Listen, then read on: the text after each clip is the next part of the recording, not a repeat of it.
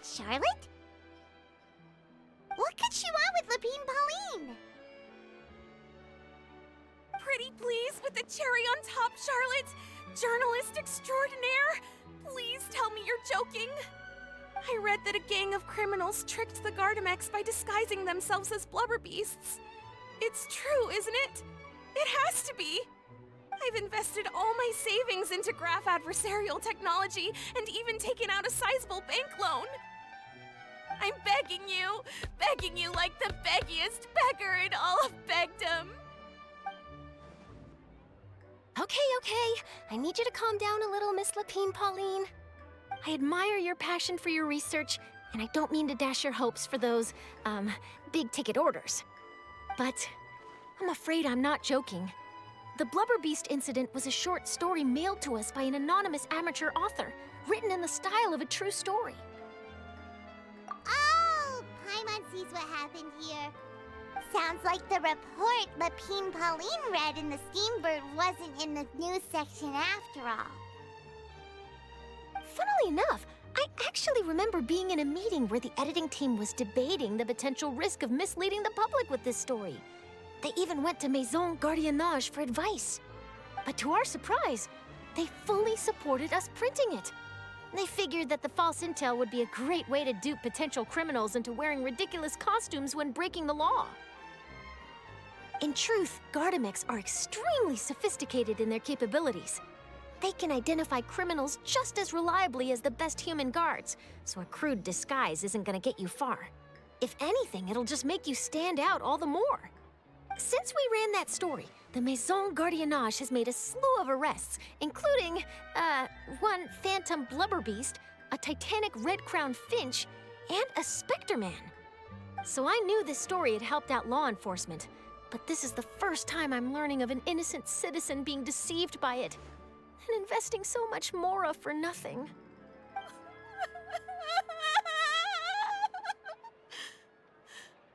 Uh-oh. So Lapine Pauline's whole research project is based on a fictional story? Which means we're not gonna get a big bonus after all. But more importantly, she's gonna lose everything she's invested.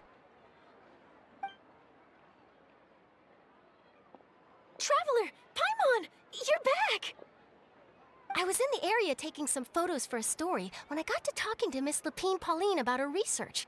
She told me about your collaboration. She was hoping I could write an article to spread awareness about image recognition technology. She even paid me for the article and gave me one of her prototype devices before I could get a word in.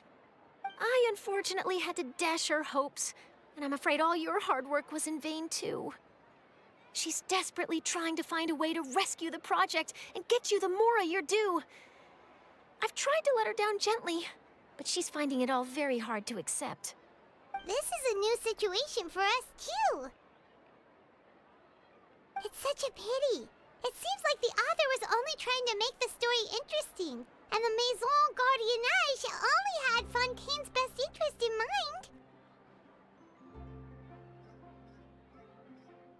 Wait, Miss Lapine Pauline, what are you doing? I'm gonna pick a fight with a Gardamek, head to the opera at Biclez, and get a one-way ticket to the Fortress of Meropide. That way, I won't have to repay my debts. It's the only way I can afford to keep on living. Whoa, there's no need to go that far. I mean, come on, look at you. You wouldn't even dent the Gardamex armor. In all likelihood, they'd only hold you up at the Maison Gardiennage for a few days before letting you out, and then you'd still have to repay your debts. Actually, instead of going into the technicalities of that, how much did you actually invest? How bad can it really be? 270,000 mora. Okay, well, escaping to the Fortress of Meropide over a sum like that seems like a last resort. Surely there must be other options. Not anymore. I used to be an equipment supplier to the Fontaine Research Institute before that blew to pieces, and now I'm just a small-time engineer. I scraped together some savings over the past few years, but I put every last mora into this project, and now I'm left with nothing. It's not just my savings that are gone. It's my whole future as a graph adversarial technology specialist and my dreams of becoming a billionaire one day.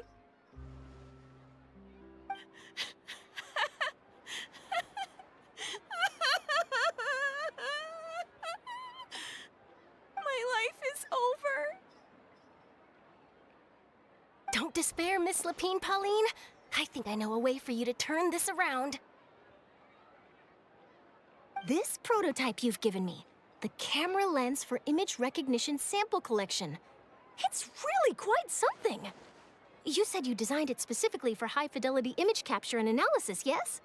The rapid focal length adjustment is a very useful function in its own right. It's sure to make many journalists' jobs much easier.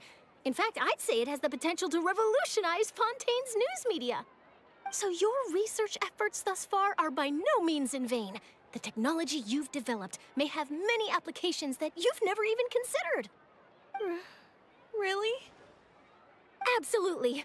I've been working as a journalist for the Steambird for a long time now. No one understands the issues we journalists face on a day-to-day basis better than me.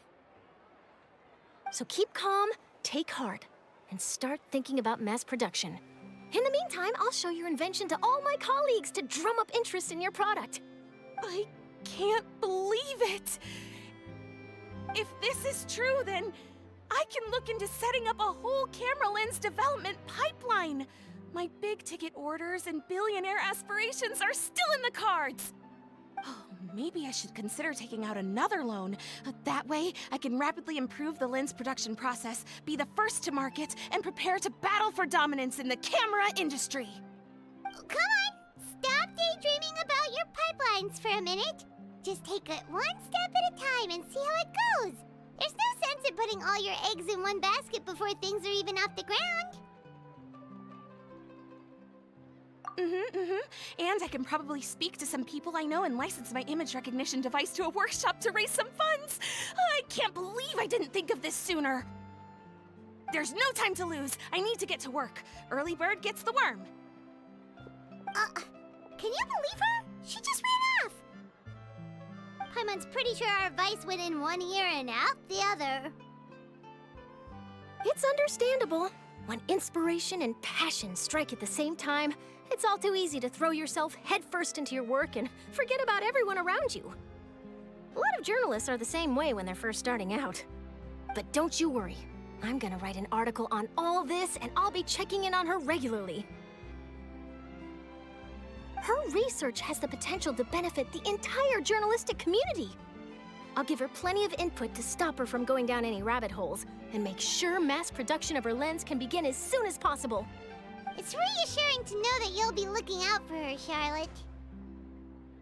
Actually, you know what? Why don't you two take this prototype lens? I'm sure you'll have plenty of chances to use it on your travels. It takes the right person to get the most out of a new technology. In your hands, it's sure to capture some amazing sights. Thanks a lot, Charlotte. No bonus, no biggie. This makes everything worth it. You're welcome.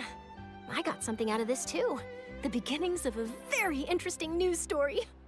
The boundaries between real news reports and news-like fiction must not be blurred, even when there's a compelling justification for doing so. Yes, that's how I'll phrase it to the editors when I give them my feedback.